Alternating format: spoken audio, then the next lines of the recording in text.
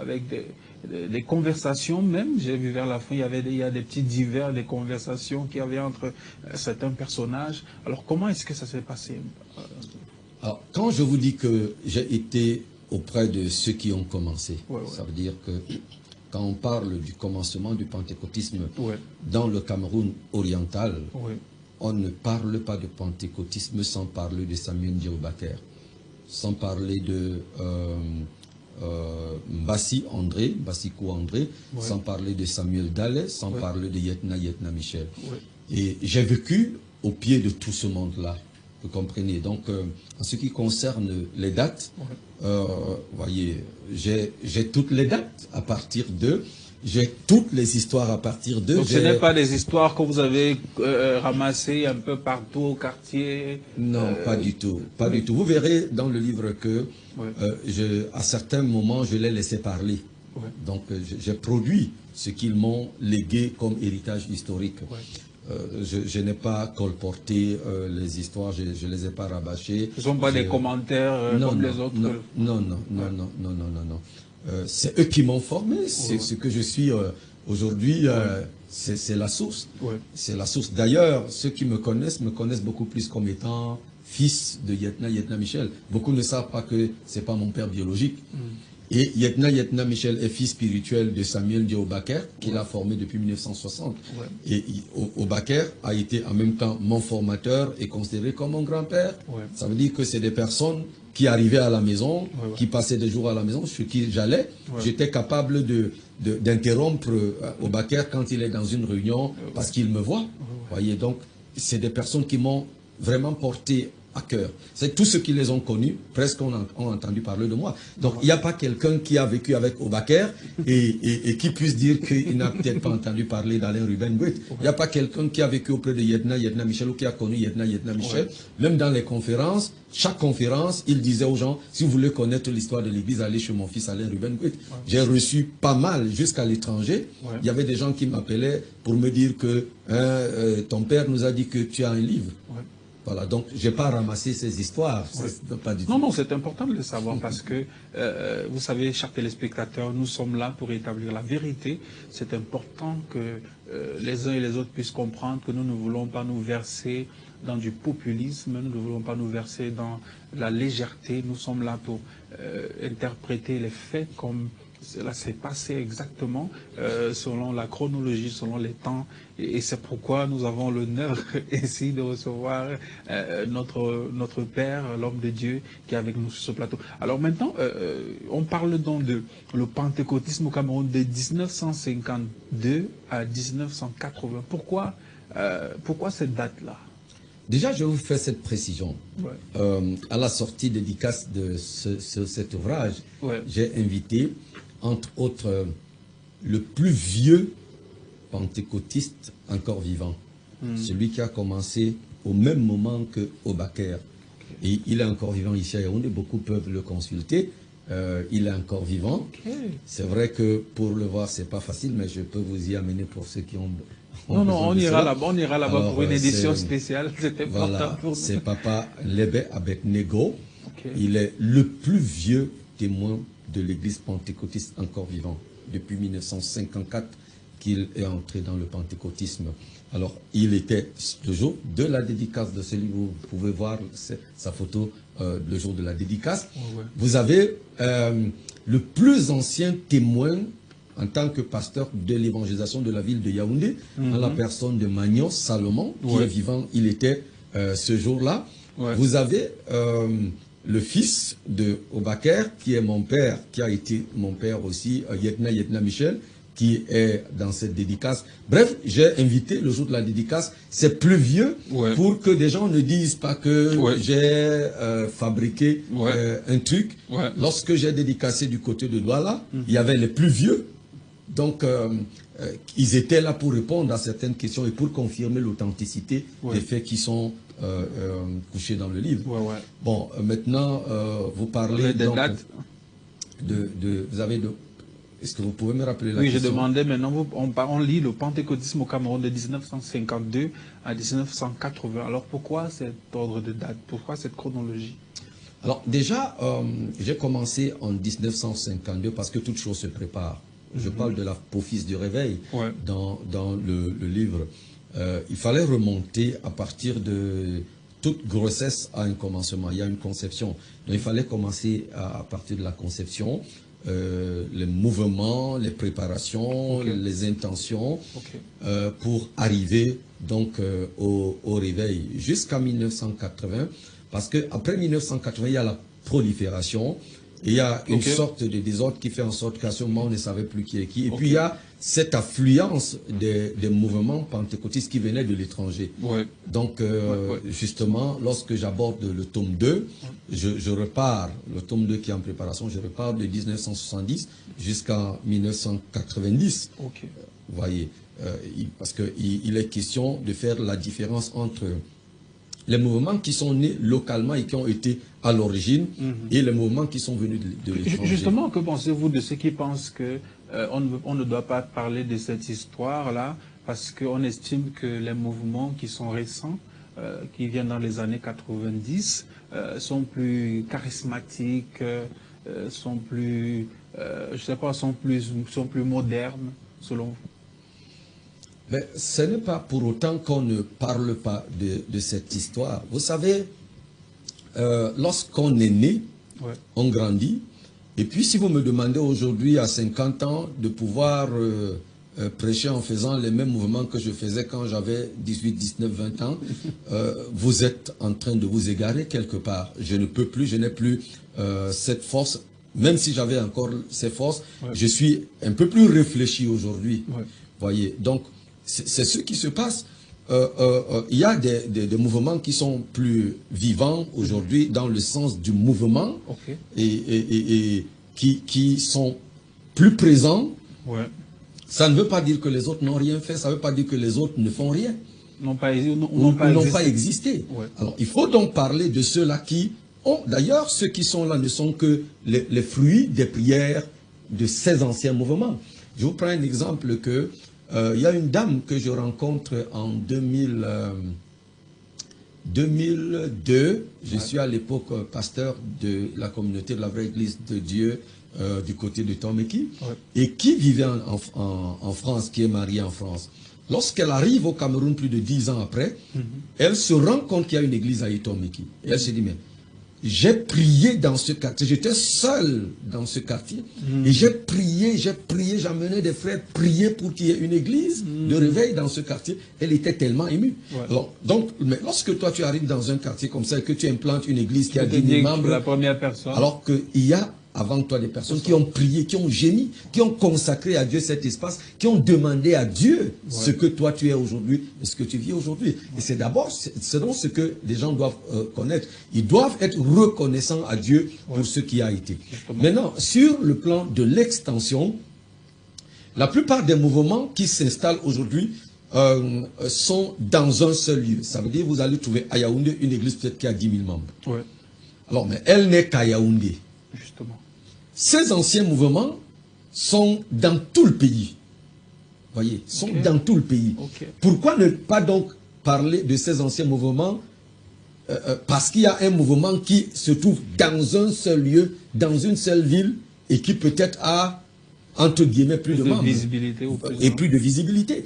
Donc c'est autant de critères qu'il faut considérer avant de dire qu'on doit parler ou qu'on ne doit pas parler. Il m'est arrivé de faire un post sur les réseaux sociaux où je disais au Cameroun on a des pères.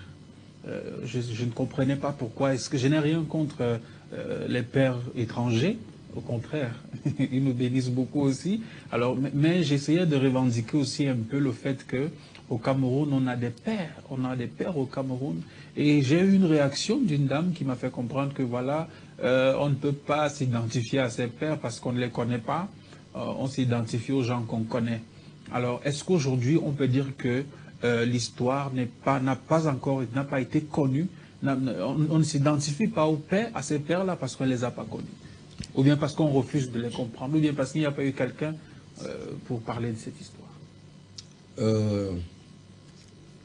Je voudrais dire que lorsqu'on ne sait pas, il faut qu'on cherche. Et vous avez ce texte, ce fameux texte que tous les hommes de Dieu citent, où Dieu dit mon peuple périt, faute de connaissance. Il serait bien, pour ceux qui rentrent aujourd'hui dans ce mouvement de chercher à connaître, la connaissance ne les trouve pas sur place. On cherche pour connaître. Si on ne cherche pas, on ne va pas connaître. Maintenant, est-ce que ces pères, comme je disais tout à l'heure, est-ce qu'ils n'ont pas laissé des enfants? Est-ce qu'ils ne se font pas ressentir? Est-ce que, non, lorsqu'on est, je le redis, le malheur est que ceux qui sont dans un espace précis veulent faire croire que comme ils sont dans cet espace, il n'existe pas d'autres gens ailleurs. C'est un peu comme si vous alliez à Garoua,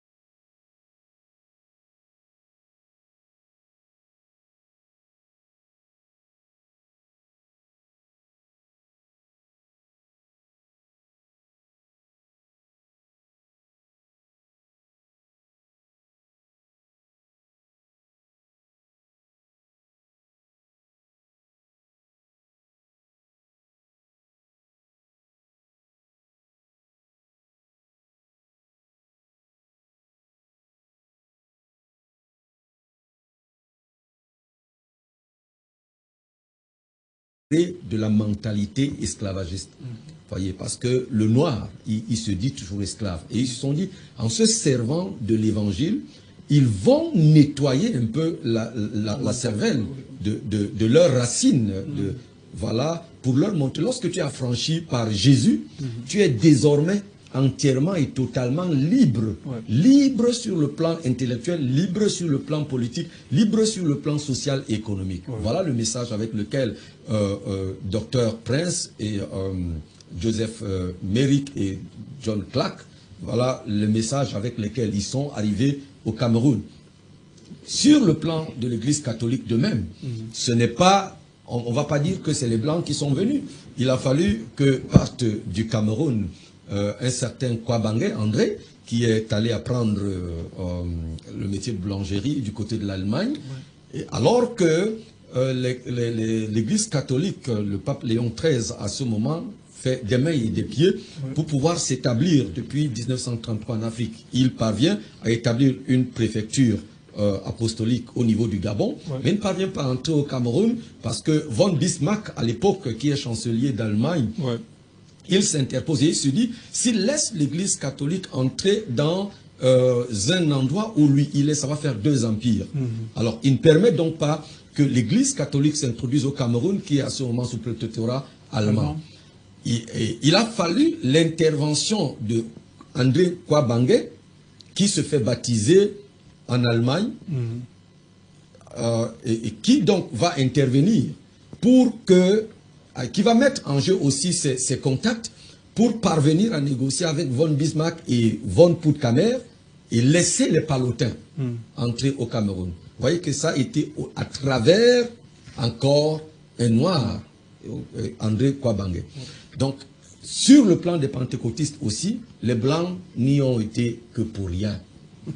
Alors, c'est des Noirs qui reçoivent, je l'ai dit tout à l'heure, dans le côté anglophone, nous avons l'évangéliste Oyoyo, qui arrive au Cameroun en 1948 pour travailler à Biche Hotel, qui était à l'ancien Victoria, qui est aujourd'hui Limé, et avec d'autres Nigérians qui viennent travailler dans les plantations. C'est eux qui commencent la prédication du côté anglophone en 1949. Et puis l'église apostolique va donc être établie. Du côté francophone, il y a deux personnes qui vont recevoir la révélation, Samuel Ndié Oubaker de son côté, et puis un groupe du côté de Douala partant du collège évangélique de Libamba, qui donc sont à l'origine de cette poussée évangélique. Voilà, donc les Blancs n'y ont été que pour rien. Dans cette histoire, dans l'histoire de l'évangélisation du Cameroun, que ce soit sur le plan protestant, que ce soit sur le plan catholique, que ce soit sur le plan des églises pentecôtales de réveil, les Blancs n'y ont été que pour rien. Alors pourquoi donc, quand on revoit, quand les événements sont retracés, un peu comme vous le faites, alors qu'est-ce qui s'est passé pour qu'on se retrouve avec ces différents courants, puisque quand on remarque bien, c'est un peu comme si les choses ont été bien ficelées dès le départ. Alors quand est-ce qu'il y a eu la fissure? Parce que on se pose justement la question de savoir, alors quel est donc l'évangile que les Occidentaux nous ont laissé, et à quel moment ils l'ont fait, et quel est donc l'évangile que les Noirs nous ont laissé, et qu'est-ce qu'on a fait de ça? Qu'est-ce qu'on en a fait? Bon, mais vous savez, si on part déjà du protestantisme, comme je parlais tout à l'heure, qui viennent avec un message vraiment du salut. Ça veut dire avec l'église baptiste de Bâle, la mission baptiste de Bâle, et puis les autres qui sont venus par la suite avec, je parlais tout à l'heure d'Alfred Sacker, ils apportent vraiment un message de nouvelle naissance. Vraiment un message de nouvelle naissance. Les gens vont naître de nouveau, ils vont former des pasteurs. Je salue la mémoire de quelqu'un comme Josué Dibundu, qui est considéré aussi en quelque sorte comme père du grand Adolphe Loting Assamé. C'est des personnes qui sont nées de nouveau et qui étaient à l'église baptiste. Et même lorsque les Blancs, au travers de l'Allemagne, parce que vous savez, l'Allemagne est là, l'église est née, et c'est l'église baptiste qui s'installe au Cameroun, et l'église baptiste a des supérieurs. La Grande-Bretagne donc envoie leur personne pour diriger l'église du Cameroun, à un moment, ils vont mettre tous les Africains, tous les Camerounais de côté. Ils vont même commencer par former les premiers pasteurs qu'Alfred Saker a formés. Il y avait je crois que c'était un Américain, et après il a formé 3 autres pasteurs noirs, parmi lesquels donc Josué Dibundu, qui sort pasteur en 1866. Alors, Josué Dibundu, donc avec les Sawa qui se donnent au Seigneur à ce moment, ils commencent à avoir un problème avec la qualité de liturgie. Ça ne convient pas à leurs aspirations. Ils se disent, mais on nous prêche comme, ces Blancs nous prêchent comme un Dieu des Blancs. Mais nous, on sait que Dieu est universel. Et ce même Dieu, il est le Dieu du Cameroun. Alors, on n'a pas besoin de leur liturgie. Elle est très morte. Elle est très morte. Ils vont donc s'entendre pour commencer ce que j'ai appelé l'âme des Africains qui recherchent un Dieu qui convient à leurs aspirations, qui répond à leurs aspirations. Et donc, ils vont donc créer ce qu'on appelle la Native Baptist Church, l'église baptiste des natifs du pays. Avec une spiritualité nous sommes qui en quelle était... année? Nous sommes pratiquement vers la fin des années 1800. Alors donc, il crée donc cette église-là et qui est très réveillée, vraiment très vivante au point où la persécution va commencer. Et c'est là où le phénomène, j'aime bien l'appeler le phénomène, Adolphe Lotinga Samé va naître en 1888. Et lui, il va trouver qu'il y a déjà une scission, une première scission, la Native Baptist Church, avec ce qu'on a appelé Baptiste Babakala, donc l'église baptiste des Blancs. Et l'église baptiste des Blancs, Baptiste Babakala, qui, eux, ils vont opter pour la formation, ça veut dire les œuvres sociales, ils font des écoles et tout, et Lotinga Samé fait partie des gens qui ont fréquenté dans ces écoles et qui ont fait leurs études dans ces écoles jusqu'à il va devenir pasteur. Mais pasteur, il ne connaît pas en fait ce qui se passe dans la Native Baptist Church. Mais il a aussi des aspirations. Il s'est dit, mais attends, ici où je suis pasteur depuis un temps, ça dort. Le noir est vivant. Les messages dorment. On me parle d'un Saint-Esprit. Le Saint-Esprit ne dort pas. Il va donc, en 1915, rallier la Native Baptist Church, où il va devenir 10 ans après, ou 6 ans après, voilà, le président. Vous voyez, ils avaient cette vie de réveil, avec une expansion évangélique très forte, vraiment très forte, avec des guérisons. J'ai souvent dit que les pentecôtistes ne doivent pas penser qu'ils ont été les premiers dans le ministère de la guérison. Non. Voyez. Et c'est pour ça que je dis souvent, il faut que ce qu'on voit aujourd'hui, qu'on fasse attention. Je le dis à l'intention de tous les pentecôtistes qui m'écoutent maintenant, ce qui est arrivé aux autres, si on ne fait pas attention, ça risque de nous arriver. Parce que l'église baptiste, la Native Baptist Church est très réveillée à l'époque, vraiment très réveillée. Je parle de la nouvelle naissance. La nouvelle naissance qu'on pensait être l'apanage du pentecôtisme aujourd'hui, a commencé avec les Dr. Clark. C'est la nouvelle naissance qu'ils ont enseignée quand ils entrent au Cameroun en 1841. Voyez. Alors, cette affluence va se lever lorsque elle s'estompe. Dieu va provoquer maintenant le nouveau courant qu'on va appeler le courant pentecôtiste, comme je dis, avec quelques étudiants qui partent du collège évangélique de Libamba, qui se posent des questions sur la vie chrétienne et qui recherchent la vérité. Ils se demandent pourquoi dans la Bible on ne voit pas le baptême des enfants, mais on enseigne le baptême des enfants dans notre église. Pourquoi on demande des cotisations pour la Sainte Seine? Voilà leur questionnement. C'est le hic qui déclenche cette affaire. Pourquoi on voit la vie de l'impudicité à l'église alors que la Bible nous demande de fuir l'impudicité? Alors, ils avaient 5 préoccupations. Ils parlaient aussi du Saint-Esprit. Pourquoi on ne voit pas les manifestations du Saint-Esprit qu'on voyait dans les Saintes Écritures? Ils vont donc commencer à se réunir comme pour étudier profondément la Bible. Ils s'appelaient à l'époque les amis de la vérité. Ils sont à l'église baptiste, certains à l'UEBC.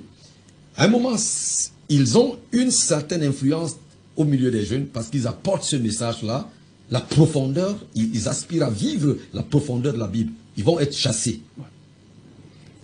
Ils sont chassés, ils créent donc des groupes d'évangélisation libre. Et on a donc l'événement de Mbassi, qui, très jeune, devient diacre à l'église baptiste. Diacre aussi parce qu'il a vite embrassé la vie active, la vie professionnelle. À l'époque, il était comptable à El Serepka. Il avait environ 25 ans quand il est comptable à El Serepka. Donc, il a des moyens. Il peut héberger ces frères-là. Il peut leur donner un endroit où il rassemble les gens pour faire des cultes. C'est comme ça qu'ils vont partir donc de l'église baptiste pour former ce premier groupe. Pas parce qu'ils voulaient la division, mais parce qu'on les a chassés. De même, quand on parle d'Obakr, c'est comme ça qu'ils parlent de l'église presbytérienne. Chassés à cause de la réforme qu'ils à cause de la réforme qu'ils apportent. Voilà. C'est la même chose qui va se passer avec Obakr Samuel Ndiaye, qui lui, il est fils de pasteur. Son père a été, je crois, le premier pasteur Bassa, ou Bakoko, voilà. Et il est donc fils de pasteur. Lui aussi, après la mort de son père, il était à l'époque enseignant à l'église, au collège évangélique de Libamba. Il était musicien aussi. Il fait aussi un peu de musique? Non. Alors là, je vous parle des années 48. Okay. De 1948, il est enseignant au collège évangélique de Libamba. À l'époque, c'est pas le collège, on n'appelle pas collège évangélique de Libamba. Maintenant, il part de là en 1949, il démissionne parce qu'il n'est pas satisfait du salaire à cause de son rendement. L'État va immédiatement le recruter parce qu'on avait vent de ses performances et puis on va le nommer directeur des écoles d'État du côté de Baham. Okay. Et donc, une nuit de Pâques, il vient de perdre 2 de ses enfants. Et puis, à cette Pâques-là, il n'arrive pas à aller à l'église. Il reste donc chez lui pour méditer la parole. Et pendant qu'il est chez lui pour méditer la parole, il va se passer que il tombe sur un des livres, un manuscrit que son père avait écrit sur l'œuvre parfaite de Christ. J'ai toujours dit au pasteur, n'arrêtez pas d'écrire, parce que même si vous ne publiez pas, vous ne savez pas quand est-ce que ça peut aider. Et donc, quand il lit ce livre, on est là à Pâques 1954. Il lit donc ce livre, et puis il se dit, mais attends, voilà l'œuvre que Christ a accomplie sur la croix et avec sa résurrection. Pourquoi est-ce qu'on n'en parle pas de cette façon? Et pourquoi mon père n'a pas enseigné ceci à l'église comme je lis dans ce document? Alors, il entend une voix qui lui dit, c'est exactement ce que je voulais que tu comprennes. Je suis mort, j'ai pris ta place sur la croix pour que tu prennes ma place auprès de Dieu. J'ai porté sur moi tes péchés pour que tu portes ma sainteté. Alors ça fait un déclic. Il se perd dans cette méditation. Sa femme, Sarah Obakr, qui entre dans sa chambre et qui trouve son mari en pleine méditation et qui lui parle. Elle se rend compte qu'il ne l'entend pas. Elle le rappelle avec force. Il sursaute. Il partage avec elle ce qu'il venait d'expérimenter et la voix qu'il venait d'entendre. Les deux se mettent à genoux. Ils sont là autour de 20 heures pour contempler la grandeur de Dieu, se repentir et remettre leur vie au Seigneur pour que ce qu'ils ont lu dans ce livre se réalise dans leur vie. Quand ils se lèvent, il est 6 heures moins.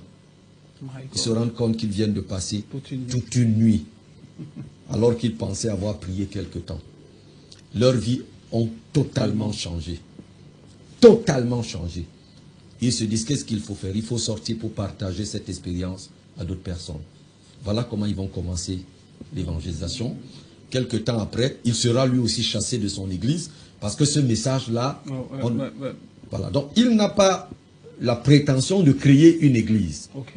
Il a juste le désir de partager ce qu'il vient d'expérimenter avec les autres. Et dans son église, bien qu'il soit fils d'un ancien pasteur, d'un défunt pasteur, bien qu'il soit président de la JAPE, à cette époque-là, on ne veut pas qu'il reste, ou alors il faut qu'il renonce. Non, c'est important de le dire parce que beaucoup de personnes ont dit que c'était un rebelle. Il est parti de là parce qu'il avait d'autres intentions. Et aujourd'hui, on comprend l'histoire d'une autre manière. En tout cas. Il n'y avait aucune, mais alors aucune intention. aucune intention. Voilà comment il va partir de là, mais il insiste d'ailleurs pendant longtemps pour rester, voulant partager toujours son expérience et disant à ses dirigeants ce qu'il vivait. La réalité est que ce n'est même pas ça qui le fait partir de là, c'est pas ce qui crée qu'on le chasse, c'est parce que il commence à demander qu'on lui fasse le baptême d'eau, par immersion. Et il le fait avec insistance parce qu'il a soif de ce baptême. Il se dit, c'est ce que je lis dans la Bible. Voilà, c'est ce qui provoque son départ. On va donc l'exclure de l'église. Et maintenant, il va continuer de réunir des gens, de prêcher, de prêcher, de prêcher. Et il y avait un besoin de rassemblement de ceux qu'il prêchait pour qu'il continue de leur enseigner ce qu'il partageait. Dans son équipe, donc, de 1954, vous avez ce papa dont je viens de parler, Abednego-Leb, qui est déjà très affaibli par l'âge. Mais il est encore vivant. Si vous l'écoutez, c'est merveilleux. C'est vraiment merveilleux.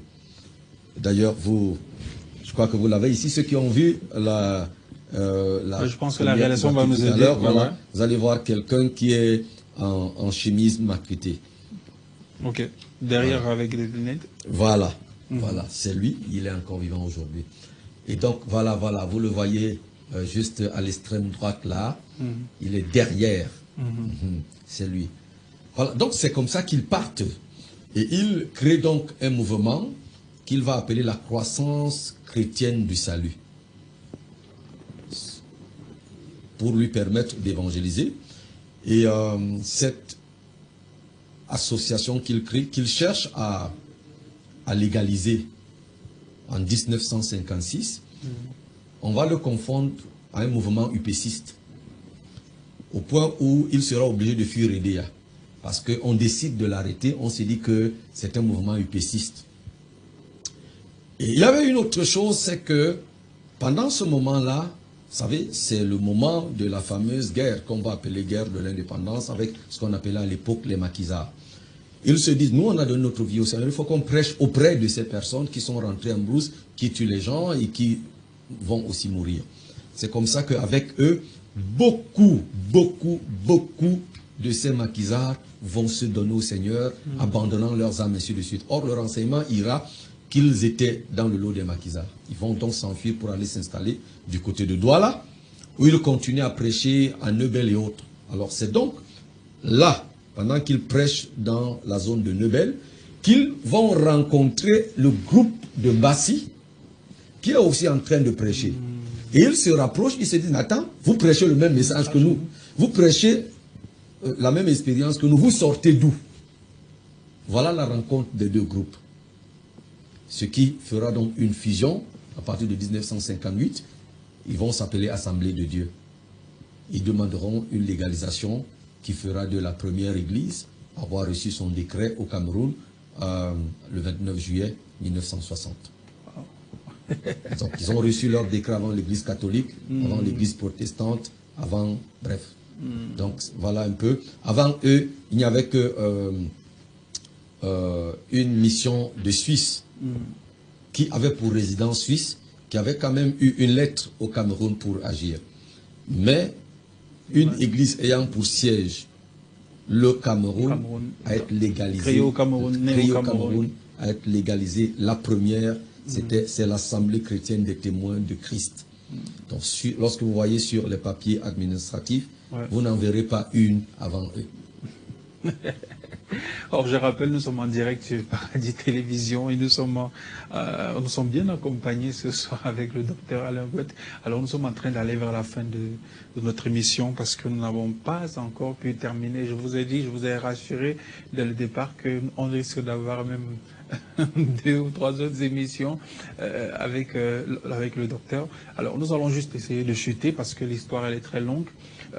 Avant que nous ne puissions parler de certains détails tout à l'heure, j'avais une question que je voudrais poser, c'est de savoir, alors quand on se retrouve au centre de 2 générations, bon, pas peut-être 2, peut-être plusieurs générations entre celles de nos pères et celle qui est en train de monter, on se pose la question de savoir, alors comment est-ce que comment imposer cette histoire? Parce que il y a beaucoup de personnes qui se disent aujourd'hui, on a tellement d'histoires qu'on raconte, on a tellement de courants auxquels on croit.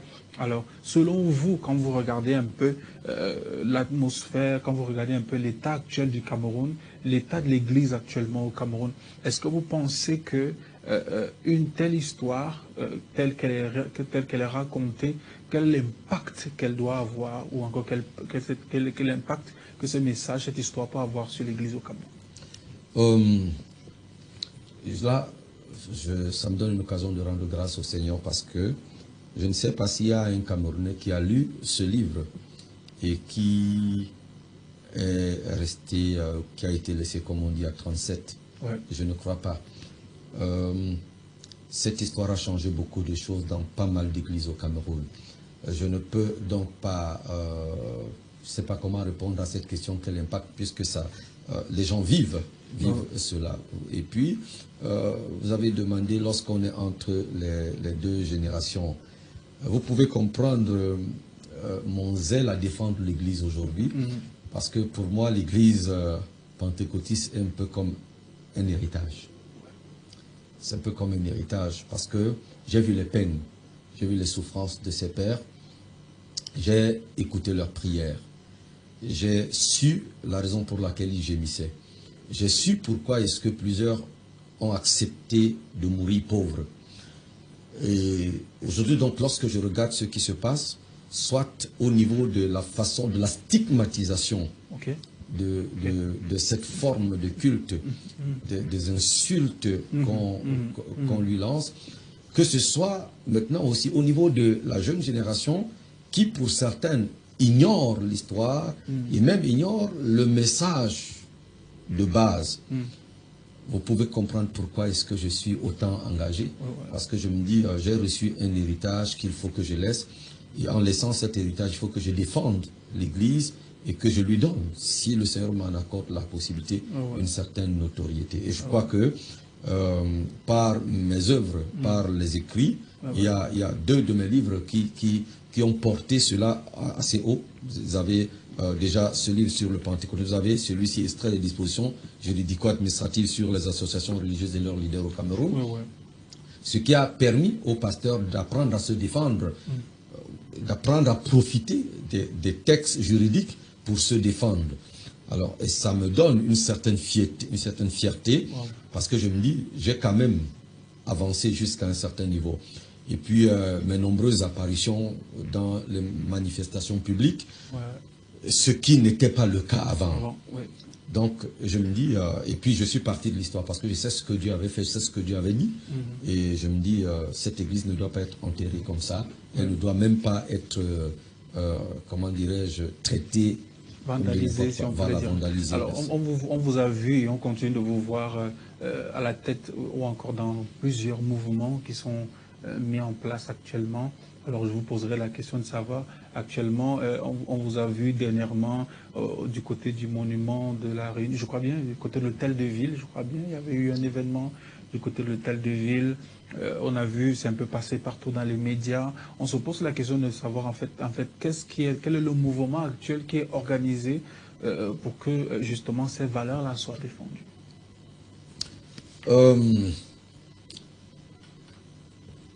Il y a... Je ne sais pas si vous voulez poser la question par rapport au projet. Oui, au projet, oui, justement. Ok. On avait beaucoup de projets d'ailleurs et de très grands projets. Mais vous savez, Covid-19 est venu ralentir les élans de tout. Pour l'instant, je préfère donc ne pas... Il y a un grand événement qui se prépare. On appelle l'Église au cœur du développement de la nation. Voilà, je crois que dès que cela va s'arrêter, cette affaire de coronavirus va s'arrêter, d'ici le mois de décembre, on va lancer cela. Il y a, par exemple, je suis en train de participer aussi à l'organisation d'une très grande conférence, la conférence 2000 pasteurs, qui devait se tenir d'ailleurs en ce mois de juillet, du 21 au 23 juillet à Yaoundé, qui est un mouvement qui va réunir des pasteurs, beaucoup de pasteurs dans le monde et dans le pays aussi, et qui est renvoyé, je crois, du 3 au 5 novembre. C'est le grand projet que nous avons pour l'instant. Mais comme je dis, on essaye de voir avec l'évolution de cette pandémie. Oh, ouais. Alors, les livres sont disponibles où? On peut avoir les livres où? À la Maison du Salut. On a déjà combien d'exemplaires aujourd'hui? Oh, je sais pas, mais je crois que si je dois compter, on est à plus de 3500 exemplaires. Ouais. Okay. Voilà. La Maison du Salut. Ouais. Et les gens préfèrent souvent prendre entre mes mains parce qu'ils se disent que quand ils vont prendre, je vais dédicacer. Voilà. Ouais. Donc vous pouvez aussi prendre entre mes mains. Ouais. Voilà. Ok, d'accord. Je pense qu'on va se battre à ce qu'il y ait aussi ici à Paradis TV, pour tous ceux qui auront besoin du livre, passer aussi ici à Paradis TV. On va négocier de toutes les façons avec le docteur, n'est-ce pas? Pour le prix déjà, les prix? C'est gratuit? Non, c'est pas gratuit. Hein. C'est pas gratuit. Vous les aurez à moins de 8 000 de toutes les façons. Les deux ou bien un seul? Non, un seul. D'accord. Un seul. Celui sur les extraits, j'aime pas donner le prix. D'accord, je comprends l'embarras. De toutes les façons, merci d'être passé. On va essayer de négocier avec l'homme de Dieu, le docteur, le pasteur, pour une prochaine édition. Et là-bas, on ira un peu plus en détail sur les événements, sur certains événements qu'on n'a pas pu développer ce soir vu le temps qui nous est imparti. De toutes les façons, merci beaucoup à tous ceux qui nous ont regardés ce soir. Alors, est-ce que vous pouvez dire un mot à votre épouse, à votre famille, quelqu'un ces personnes qui vous regardent de l'autre côté de la caméra, un mot pour ces personnes-là? Voilà. Déjà, je promets au public que chaque fois que je serai sollicité pour l'histoire, surtout pour l'histoire parce que je suis passionné de l'histoire, je serai là. Maintenant, alors je dis à ma femme ce que je lui dis toujours, je l'aime beaucoup. Et puis mes enfants aussi, hein, je ne vais pas vous citer, je ne vais pas vous nommer. Je vous aime beaucoup. J'aime aussi les enfants spirituels que le Seigneur m'a donnés, mes petits-enfants. Je sais qu'ils sont certainement en train de sautiller devant les écrans maintenant, comme ils ne sont pas nombreux. Alors je vais dire comme ça, Francesca, je t'aime, Gabriel, je t'aime, voilà, je t'aime, Ruben, je t'aime, parce que lui c'est mon petit homonyme, Tikva Ruben. Qu'est-ce que j'oublie? Mon petit prophète, j'en ai un que j'appelle et qui se dit souvent prophète de grand-père. Ça, c'est aussi un petit-fils à moi. Alors, je t'aime très fort. Je sais que tu vas me remplacer. Alors, l'Assemblée, si tu es de quel côté? Du côté de Mvogada Montesquieu, juste en face de l'hôtel Mirador, donc derrière la station MRS. Ok, d'accord. Un contact, on peut vous joindre ou bien vous pouvez donner votre contact? Le 677, donc 677, 61 40 36. Encore 677, 61 40 36, c'est mon contact WhatsApp. Et voilà, je suis un peu partout dans Facebook. Les réseaux sociaux, donc vous pouvez facilement. D'accord. En tout cas, merci beaucoup d'être passé. Ça a été un réel plaisir d'avoir partagé ces moments avec vous. Merci, chers téléspectateurs, de nous avoir regardés ce soir. Cette édition sera rediffusée, n'est-ce pas, sur les antennes de Paradis Télévision demain soir, n'est-ce pas, à la même heure. Merci à tous ceux qui nous regardent, qui nous envoient des messages. On n'a pas pu lire vos messages, désolé, parce que le temps nous tient à la gorge, n'est-ce pas, mais de toutes les façons, on va répondre à vos questions quand on va caler notre édition avec le docteur et de manière détaillée, n'est-ce pas? On pourra y aller un peu plus doucement, n'est-ce pas? Merci beaucoup à Jude Diaté, merci à l'apôtre Paul King qui nous a envoyé un message de salutation, qui nous regarde.